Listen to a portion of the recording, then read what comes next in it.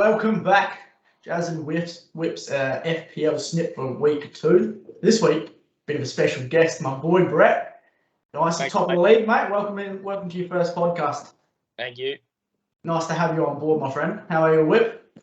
Yeah, I'm good, man. I'm good. This feels a little bit of deja vu. I was going to say, fuck me. I'm so sorry. We did this last night. And then there's just an hour-long chat of me talking to myself. So not great. Yeah. But we're here. We're better than ever. We got a special guest. As the first guest, Brett, we got a question for you. Put you right on the spot. Yep. You've got to start, bench, sell, and retire one of these 4 players. Are you ready? Yep. All right. Matt McLean, Dave, Miller, or who are you going for? Dave the keeper? Yeah. All keepers. All keepers, mate. Start Dave's. Talking to Matt about his retirement plans quite early on in his career. So I'm thinking with him wanting to go to the mines and stuff like that, obviously it's just not meant to be at the Foxes. So I think I'll have to retire him. Who are the other 2? Dave and Miller. No, Miller and Cade. Cade's kind of FIFA sweat, so I'll put him on the bench, and then Miller's just Miller. So it's a great start, eh? Good. I love it. Like that. We're going to drop a random question to all the guests every time they come in. So no worries. Yeah, good choice, mate. Welcome for being top of the league, mate. Well done. How'd you manage to do it this week? How'd you go out there? Just kept the same team as last week. Didn't make any.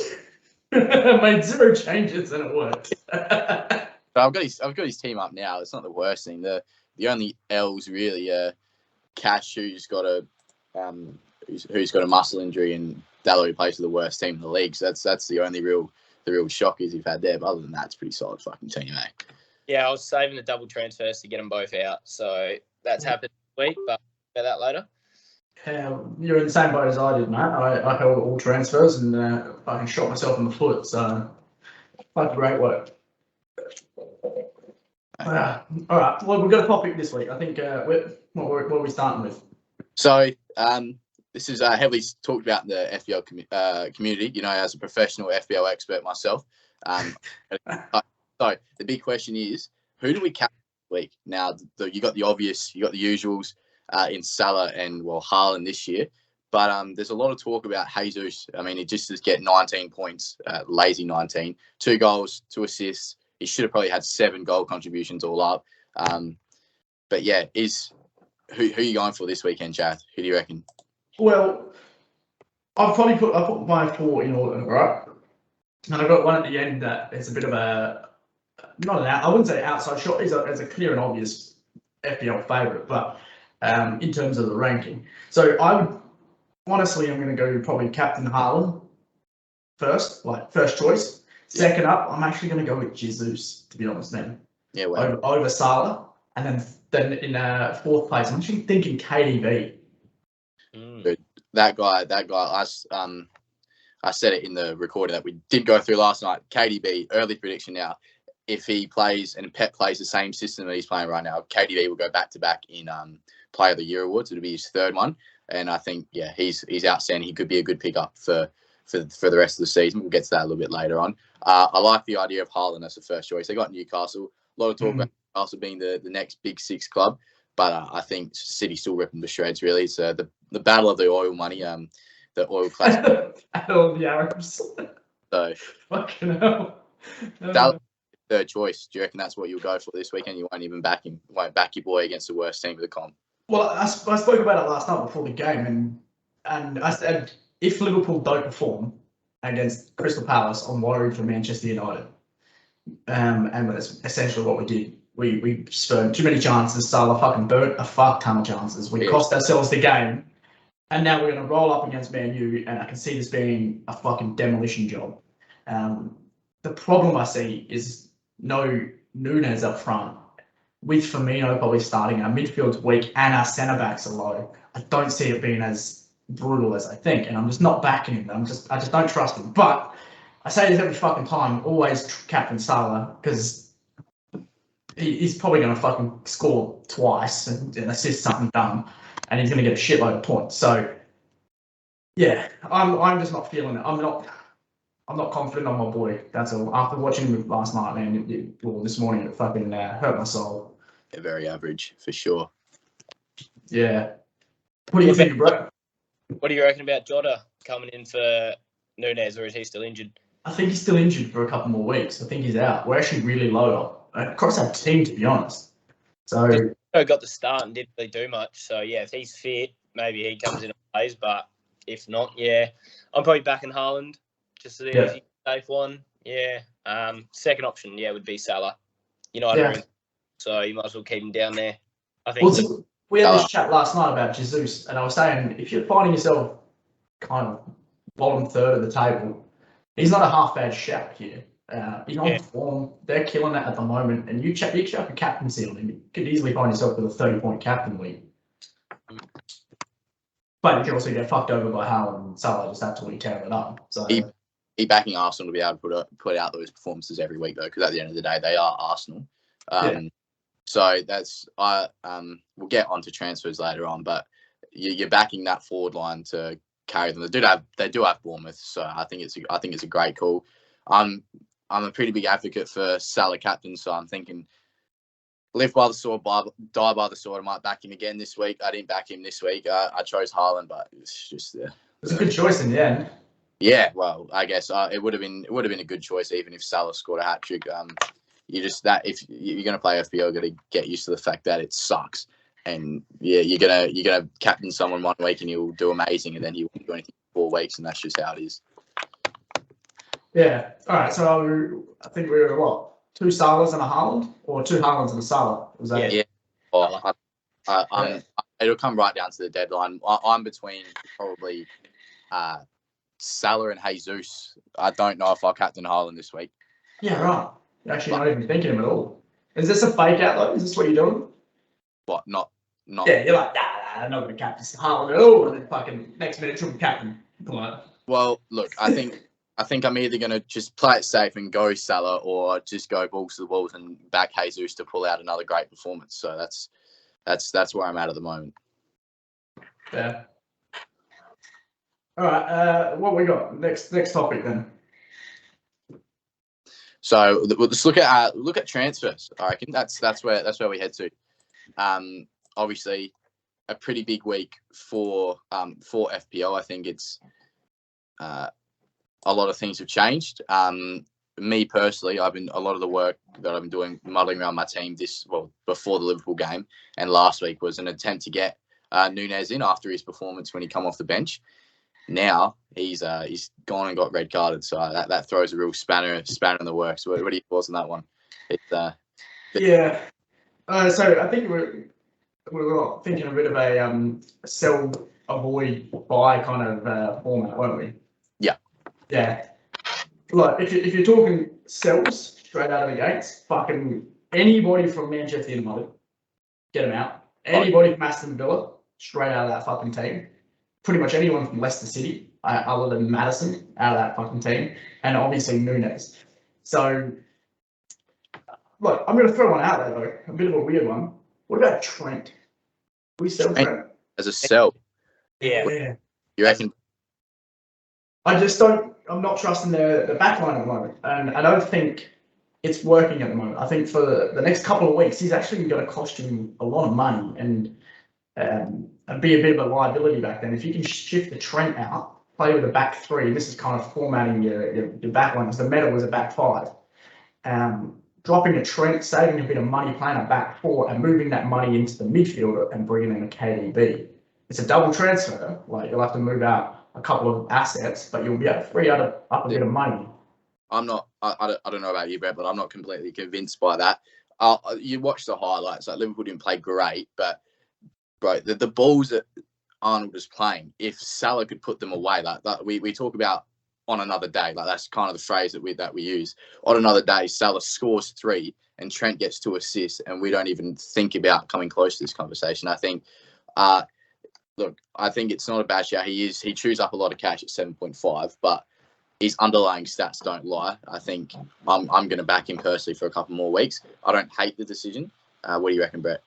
Well, I've got Diaz, Salah, and Trent I like Diaz and Salah. They're probably both going to stay, but using the money in the midfield, because I've only got Martinelli with the Salah and Diaz, like an extra midfielder could do all right, especially if Lee Bailey off the bench. He hasn't been doing anything, hasn't been playing well. So maybe, looking for another, like Jareth said, going a little fullback, getting 4 in the midfield, and then just stick with your Haaland, Jesus up top. Yeah. Right. I Well, like that. the way I thought about it was, Reece James kills it. You've got Cancelo, who's always guaranteed some points. Trippier's seems to be doing quite well. That's a back three. That's a solid back three. Clean sheets. Trippier's got City this week though, so maybe you wait on the Arnold move.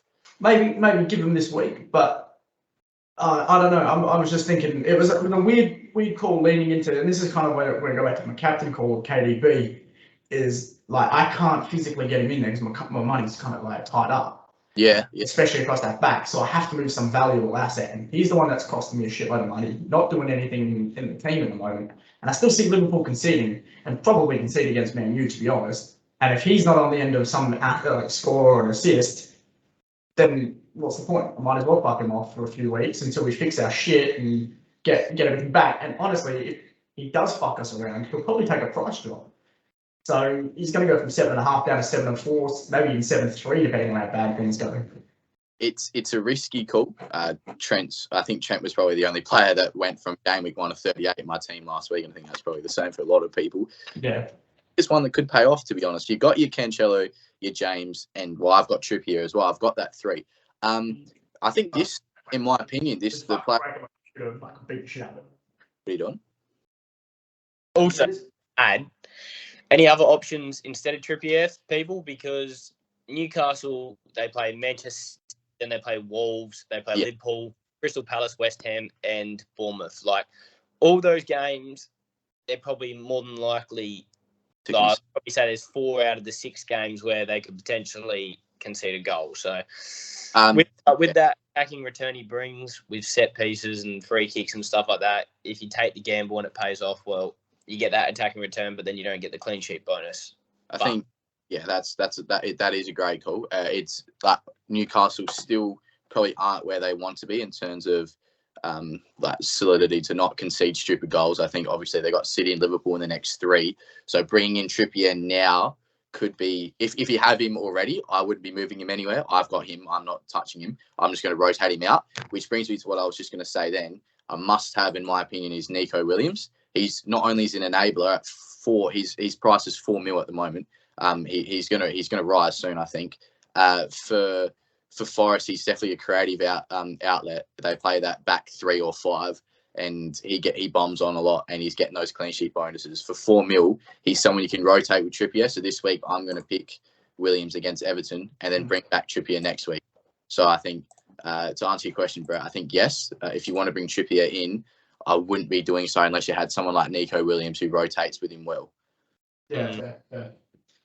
And avoid. We're going to move into the avoid section. What do you think? Move up the scale? Yeah. Oh, yeah. Avoid is a bit different to sell. So avoid is sort of that Trippier conversation. He's a great person to bring in, but I think for the next 3 game weeks, you avoid bringing him in unless you can afford to sit him on the bench. So I think you bring him when he plays Palace at home. Probably the biggest avoid, and everyone's jumping on this bandwagon at the moment, is De Silva from Brentford. Yeah.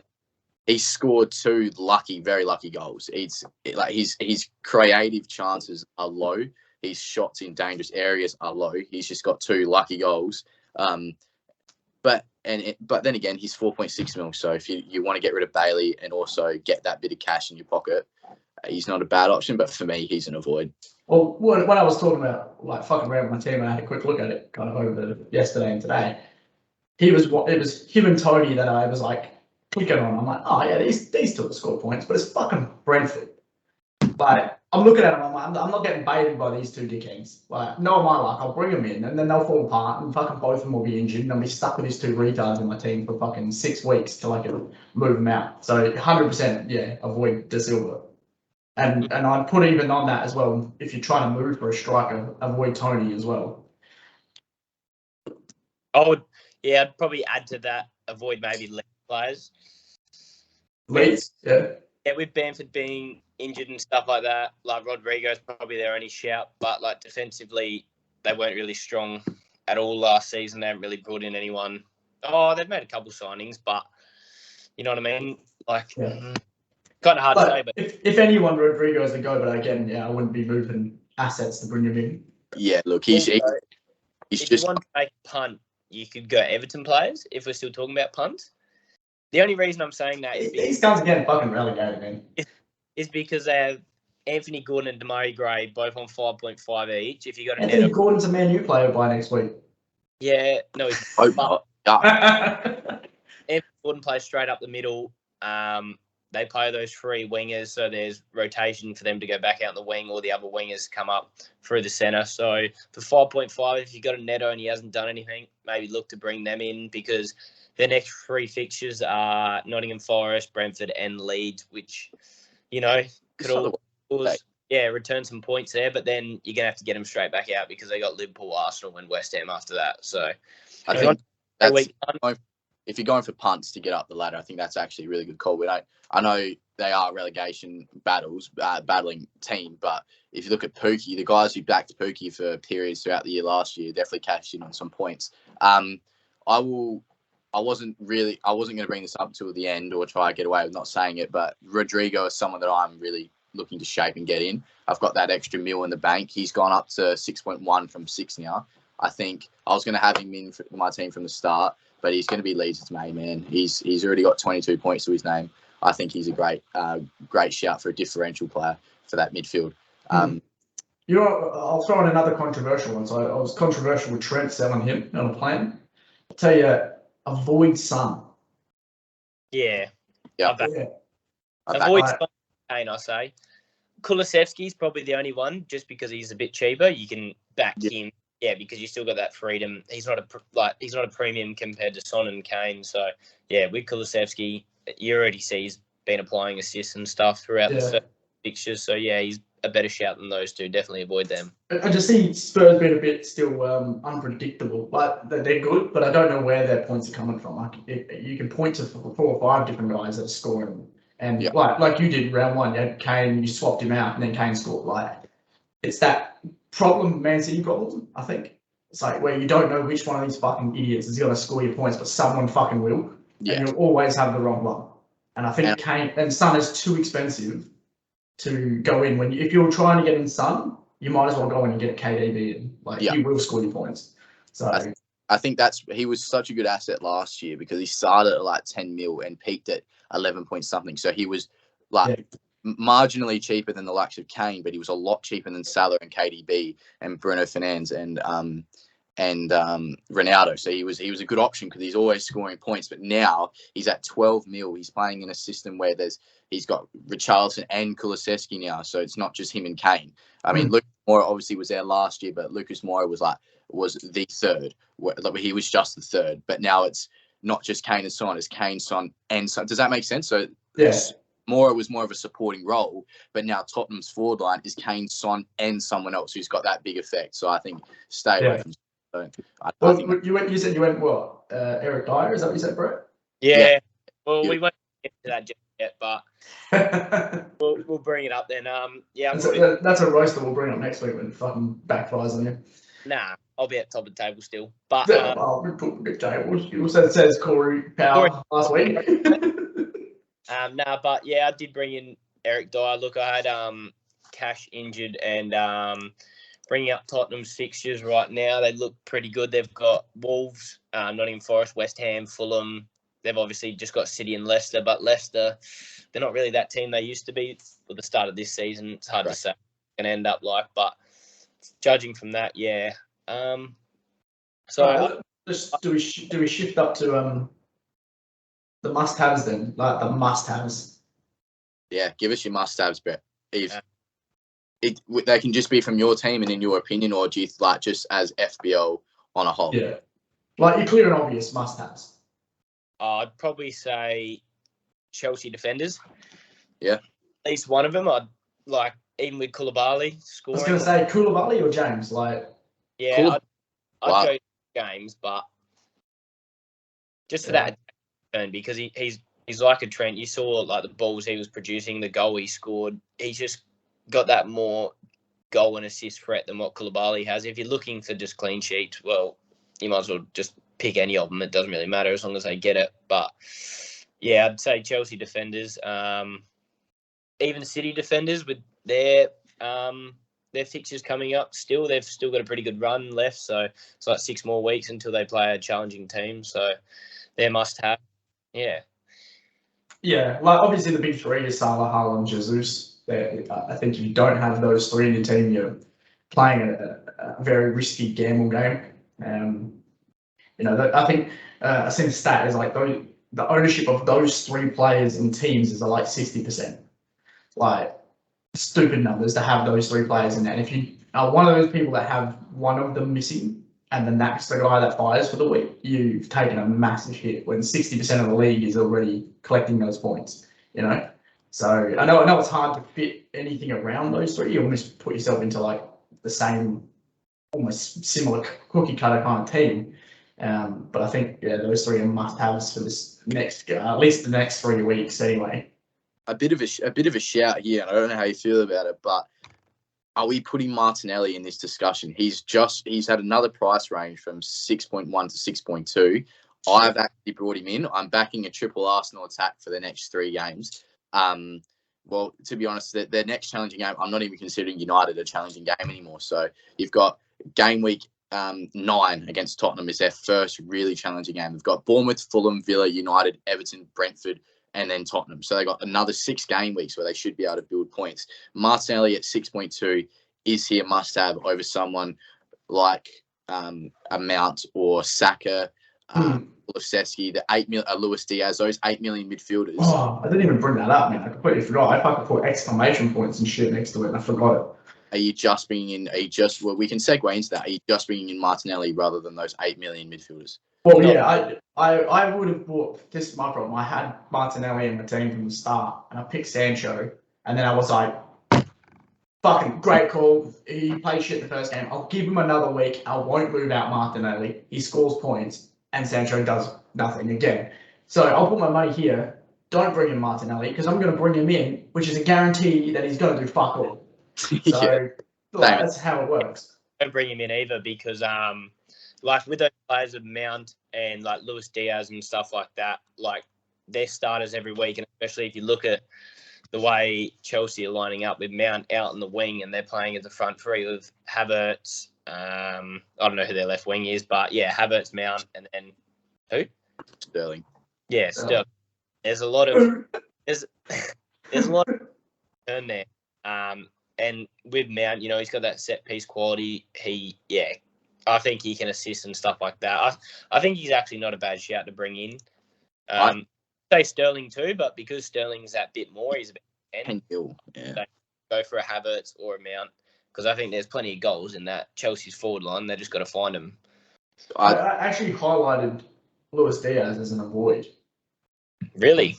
Yeah. I'm still not sold. I think I spoke about this with Whip in week 1, but I love the guy. He's a fucking killer player, and like the points that he got this week will only make more people jump on board and be super disappointed because he's kind of a chaos player. He's kind of the guy that does the shit that causes the other defense to fuck up, and then it will accidentally fall to Salah, and Salah will score, but he won't get an assist or do what he did on the weekend with his goal to get a point. Yeah, exactly. I'm keeping him. Yeah, I'm not taking him out. So. I don't take him out if you have him. But no, I don't think so either. If you have him, keep him. But I mean, I wouldn't be looking to shift him in just because of that one goal. Because he does that shit, and he will do it frequently. Like he'll do it periodically, every 3 or 4 weeks. He'll pull out a worldie, and you'll be like, "Oh man, this guy's fucking. He's going to bang him points." But then he does, and he won't assist anyone. He doesn't get any assists. He'll score a goal once every 3 or 4 weeks. But he's always aggressive. He's always causing the attack to happen. But then you'll have Salah or Nunez or someone dumb who just gets hit and causes it, and they'll set it up. So, yeah, I would look to avoid bringing Diaz in.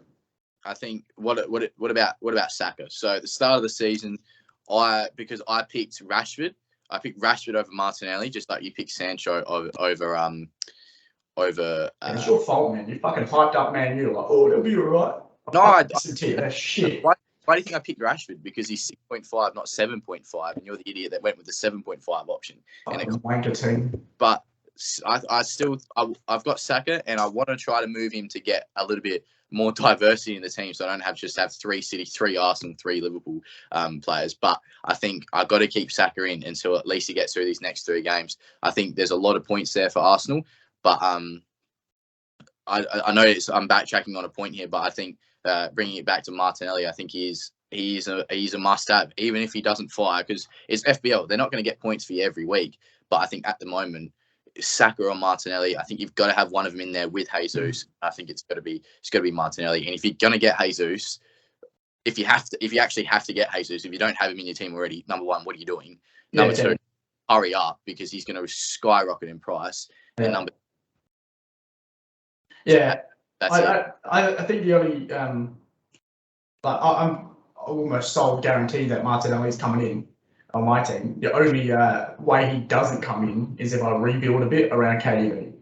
Yeah, I love that KDB shout, but the only thing that's stopping me is the fact that I would then have 3 premiums, and the problem with the 3 premiums is you can only captain one of them. The reason why they're so highly priced is because they're captain ability, if that makes sense. Like, because you're going to I agree, but I think like KDB on the weekend went fucking bunter. Haaland got 5 points. I think it's a very Kane and Son-esque scenario where one will outperform it in opposite weeks, almost like last year. This fucking chips and shit. But yeah. So Martinelli on my book is probably more or less coming in. If I'm just playing it safe and I'm just going to be normal and not do anything fucking hectic, Martinelli will be the first thing I swap out. It'll be a straight swap. Sancho straight in, Martinelli. Sancho straight out, Martinelli straight in. I think you touched on it earlier. Villa players as well. Cut out of them if you can.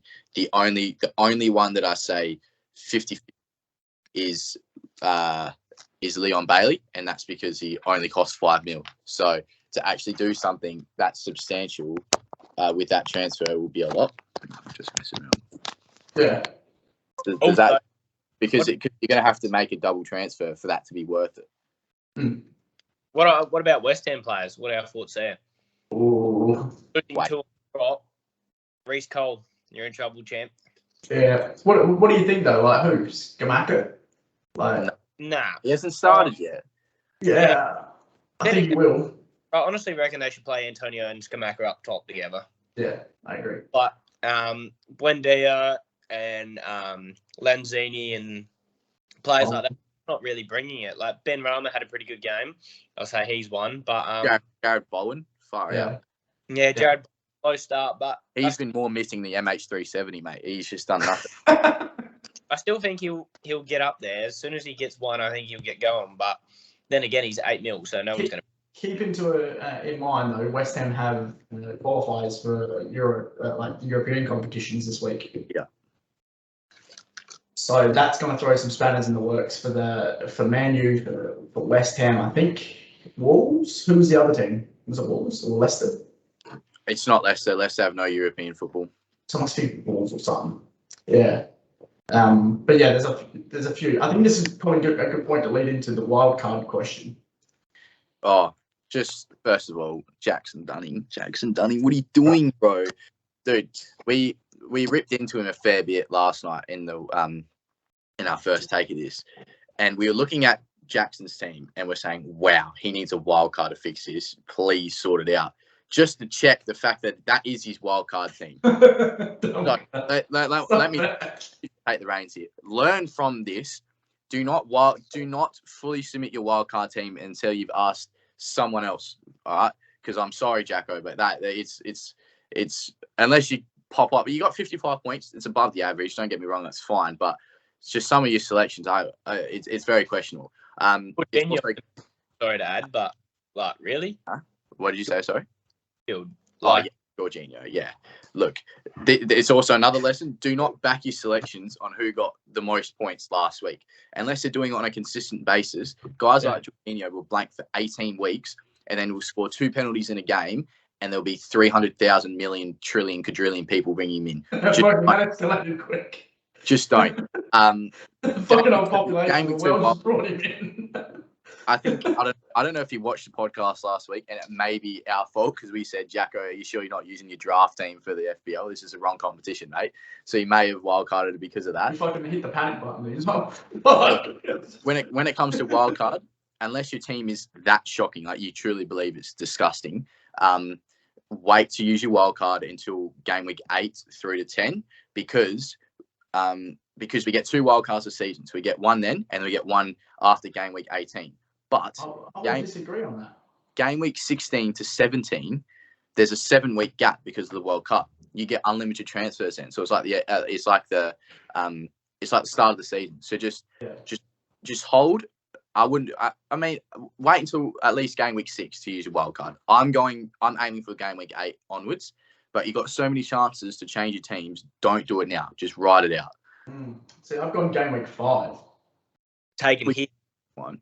Well, game week 5 is right when all the midweek Euro competitions start for all the big teams. So my thought process anyway is by game week 5, we'll have a bit of a gauge as to what's happening in the league, who's good, who's bad, who's playing in what scenario. That's what I'm looking at wildcard. Game week 5, game week 6 in that window. And maybe rebuild my team around, especially heavily around those big teams like Liverpool, Arsenal, Man City, those kind of guys. Hopefully Liverpool are back on track, and best case scenario they're not, and my wild cards like shift out pretty much every Liverpool asset, like I'm saying, and push into Salah. So I'm thinking game week 5. That's when I'm talking the wild card. Game week 5 is in game week 2, so those players in though. Would you say so, Brett? Away from negatives this year. Negatives. I think when it comes to negatives, unless you've got 2 free transfers and the negative is going to be your 3rd transfer, I don't think, unless you think it's going to pay off big time, I don't think it's worth it this year because, like I just said, you can change your team in game week 5, 6, 7, 8 with a wild card. You can change your team in game week 16 with unlimited transfers. You can then change it again in the second half of the year with another wild card. You got your free hits. I think there's so many opportunities to change your team dramatically that I don't think you need to take hits this year unless someone like Nunes does something stupid and gets a red card and messes up your plans. I think unless you absolutely have to, I'm talking to you, Reece Cole, do not take negative. Stop taking negative eights, Reece. Yeah, I agree. Unless it's something massive that's going to detriment your team, like let's say Salah goes down injured and you don't have a Haaland or something like that, then you have to physically rebuild and take a -4. I would not do any more than a -4. Because basically the way it is if you take a -4, it's like you need 10 points from that person to basically counteract your transfers. So it's like it's not viable unless you're talking about moving in a major asset that's going to gather points. So I think that was something that actually was detrimental to me last year. Like I would take hits just to play him on the bench that week, which is silly. But in the moment, like, I'll get him in this week, so I have him ready for next week. Then I'll bring this person in next week. Just take it week by week. Only take negatives if you have to. And with transfers, don't make different transfers for the sake of being different. So only choose these differentials if you truly believe they're going to get you points. So what I mean is, don't put Jamie Vardy in your team this week just because everyone's got Haaland and Kane. Yeah.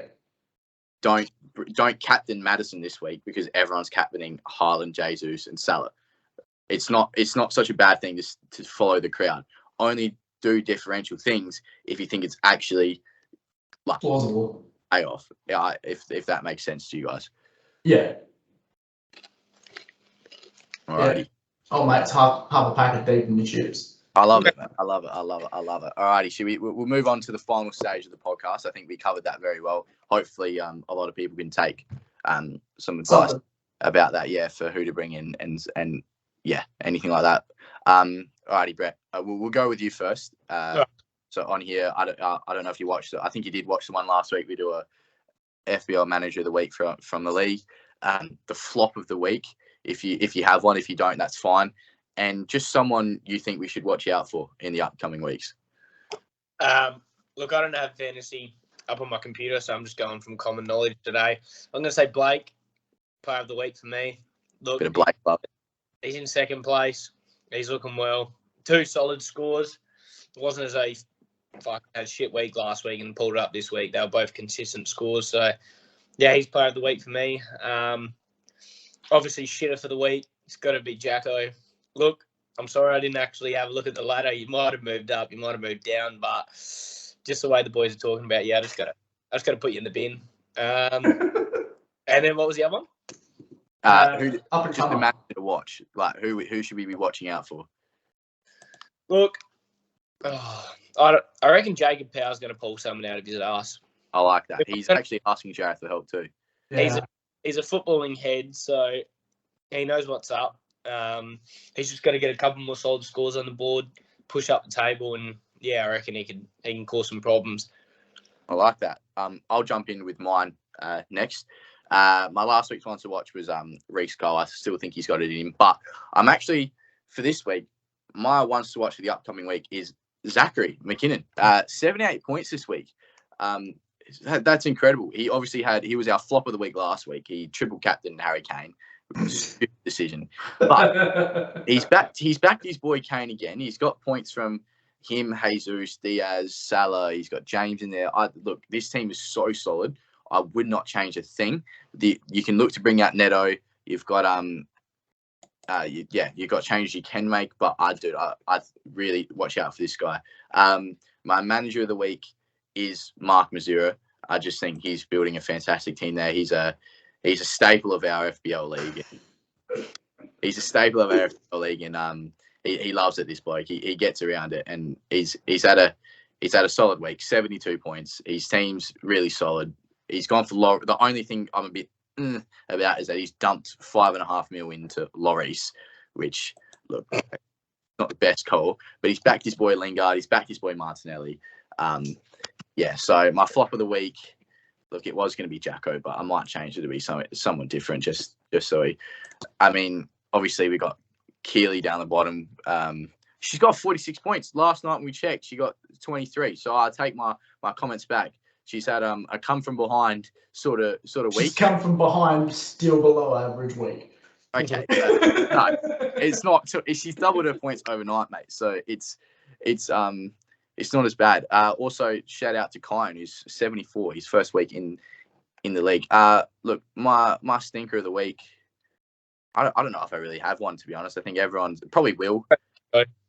Huh? Just go Jacko. Yeah. I think probably will. Triple captain Salah last week. He's flopped with a 50-pointer this week. Get the bin, mate. Bad time. Yeah, I'm going to go, like you've already touched on both. I'm going with player of the week is Blake. It's fair. He's had a good week. And Blake's always pretty solid, man. For the last couple of years, he's always been up and around that area, but then he kind of drops off towards the end of the year. So hopefully this is the year that he keeps it going. Flop of the week, Jacko. I don't know how you can go past that, man. Yeah. Like, fucking wildcard game week 2, and still fucks. Jesus, man. Although, man, I got a good one to keep your eye on here. Young Michael Trimboli. Yeah, right. He had a very good week, man. And I had a brief chat with him tonight at training about what his team's looking like and some of the stuff he's thought. He's smart, man. He's switching. He knows what he's doing. He's watching a bunch of the videos. He's also fucking 12 years old. So, once he finishes school at 3 o'clock, he can watch 9 hours of fucking YouTube and just get all the info from everybody. So, Reiner as well, which is great. Yeah, so watch him, man. He'll do some do bits. And like I just said, yeah, you just nailed it. KDB's already in his team, so I think that's going to make a bit of a dent for moving up the table soon. So yeah, keep an eye on him. He's got Watkins with 11 points on the last spot in his bench. That could almost be a flop of the week there. What are you doing, man? Well, Watkins is a bit washed, so I wouldn't put him on the field. So. And out to Corey, obviously expecting it. He's a flop of the week, putting that in the group chat, and then very true. Straight back down the table you go. It was good while it lasted, but other than that, mate, I think he's going to keep sliding down. Yeah, he'll forget to put his team in, guaranteed, in about fucking 2 weeks. Yeah, he'll have 100 change name notifications from FPL. All right, well that pretty much does it. Thank you, Brett. Congratulations, finishing game week 2 on top of the ladder. A great first guess, great way to start. Good to come on. Yeah, you're welcome. And just before your bedtime too, mate. Fucking brilliant. Just in time. I did set out 11 PM limit, so it's good to cut it off. What happens? Like you're like a fucking vampire or something. Like the Pretty minute when 11 o'clock hits, power goes out. Fucking cigarette. Yeah, I gotta eat me family size bag of chips first. He's got the trucker diet going already. Yeah. Out. So I- yeah. I see you scored a goal on the weekend too, mate. Well I done. did an absolute banger. And then you fucking dropped the 3-0 lead, man. What the fuck that was happening there? There's questions to be asked, but I'm not gonna ask questions on this video. But ask Miller, he was there, he saw it firsthand. He said it was a fucking screamer. So Aren't you a centre back though?